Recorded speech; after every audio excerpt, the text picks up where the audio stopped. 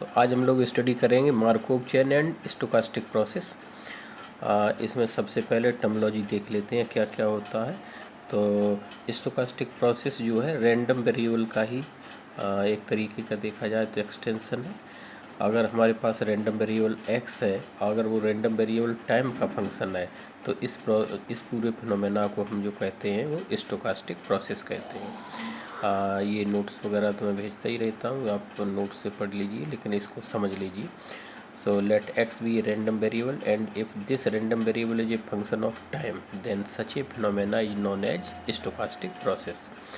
तो x अगर क्या हो जाए, x जो है xt हो जाए, यानी x जो है x टाइम का फंक्शन हो जाए, और इसको ऐसे लिखते हैं सेट के फॉर्म में xt t बिलोंग्स t, यानी ये t है जो कि ये फंक्शन है और t में बिलोंग कर रहा है टाइम में। टाइम वो कुछ भी हो सकता है, 0 से लेके और पॉजिटिव जो भी होगा वो टाइम होगा।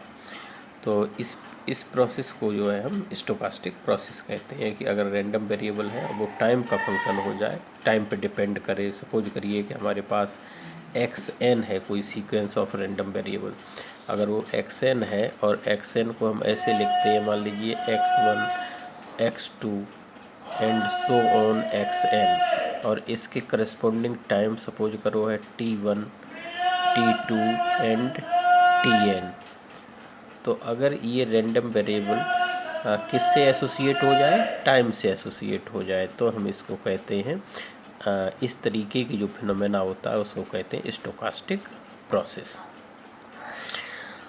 आगे चलिए, ये स्टोकास्टिक प्रोसेस 1 डायमेंशनल भी हो सकता है, 2 डायमेंशनल भी हो सकता है, और इसको जनरलाइज भी कर सकते हैं, ये n डायमेंशनल भी हो सकता है। तो अगर 1 डायमेंशनल है तो हम लिखते हैं इसको इस तरीके से xt such that t belongs t।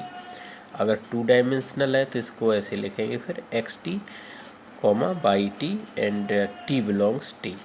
और अगर n डायमेंशनल है तो हम लिखेंगे x1t x2t dot dot dot xn t and t also belong in t। तो ये जो है स्टोकास्टिक प्रोसेस के बारे में डेफिनेशन, और ये स्टोकास्टिक प्रोसेस किस तरीके से 1 डायमेंशनल, 2 डायमेंशनल और n डायमेंशनल किस तरीके से रिप्रेजेंट करते हैं, इसका प्रेजेंटेशन है। अब उसके बाद अगली टर्मिनोलॉजी जो आती है वो स्टेट की आती है। इसमें एक वर्ड होता है स्टेट। स्टेट क्या होता है, तो जो xn है इसकी जो भी n की पॉसिबल वैल्यू होती हैं उन्हीं को हम स्टेट्स कहते हैं। The all possible values of n in sequence of random variable xn। xn हमने बता दिया क्या होता है, x1 हो सकता है, x0 भी हो सकता है, x नेगेटिव नहीं हो सकता है, x2 x3 और इस तरीके का है। इसी को जो n की वैल्यू होती हैं उन्हीं को हम कहते हैं स्टेट्स, जैसे 0 1 2 3 एंड सो ऑन। और अगला आता है टर्मिनोलॉजी स्टेट स्पेस। तो स्टेट स्पेस क्या होता है, स्टेट स्पेस इन्हीं को, ये जो आपके स्टेट जो थे उन्हीं का अगर हम कलेक्शन कर देते हैं, सेट बना देते हैं, तो उसको हम कहते हैं स्टेट स्पेस। अब ये स्टेट स्पेस 2 तरीके का होता है, एक डिस्क्रीट और एक कंटिन्यूस। डिस्क्रीट कब होगा और कंटिन्यूस कब होगा? डिस्क्रीट तब होगा जब इसमें पॉइंट कैसे हों, काउंटेबल पॉइंट हो, जैसे 0 1 2 3 एंड सो ऑन। तो इसको हम कहते हैं डिस्क्रीट स्टेट स्पेस। और कंटिन्यूस कब होगा? जब ये t पे डिपेंड कर जाए और t 0 से t के बीच में बिलोंग कर रहा है। तो जिस तरीके का हो, ज़्यादातर तो स्टडी हम ये काउंटेबल वाले डिस्क्रीट की करते हैं, लेकिन ये भी आता है तो ये भी स्टडी किया जाता है। तो ये टर्मिनोलॉजी हो गई बेसिक टर्मिनोलॉजी। अब बेसिक टर्मिनोलॉजी के बाद हम लोग जो है मार्कोव चेन क्या होता है इसको स्टडी करेंगे।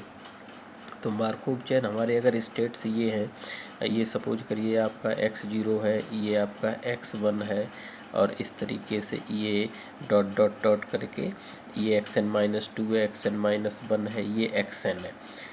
अगर हम प्रोबेबिलिटी निकालना चाहें किसी स्टेट की, सपोज करिए कि हम प्रोबेबिलिटी निकालना चाहते हैं xn की प्रोबेबिलिटी निकालना चाहते हैं, इस स्टेट की प्रोबेबिलिटी निकालना चाहते हैं, तो जबकि इसकी प्रोबेबिलिटी हमें मालूम है, तो अगर इसकी प्रोबेबिलिटी निकालना चाहते हैं तो इसकी प्रोबेबिलिटी मालूम है, तो इसकी प्रोबेबिलिटी केवल इसी पे डिपेंड करेगी, बाकी इससे प्रीवियस वाले स्टेट पे डिपेंड नहीं करेगी। तो इस तरीके की जो प्रोबेबिलिटी होती है, उसी प्रोबेबिलिटी को जो चेन बनती है उसको हम कहते हैं मार्कोव चेन, और ये कंडीशनल प्रोबेबिलिटी के आधार पर निकालते हैं।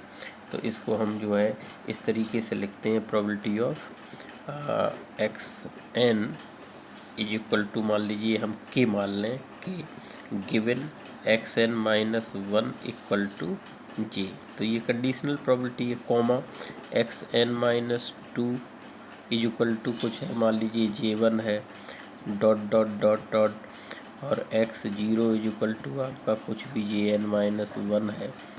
तो ये जो प्रोबेबिलिटी, किसकी प्रोबेबिलिटी निकालना हम चाहते हैं, इसी की तो निकालना चाह रहे हैं, और किस बेस पे, ये बात हमें मालूम है।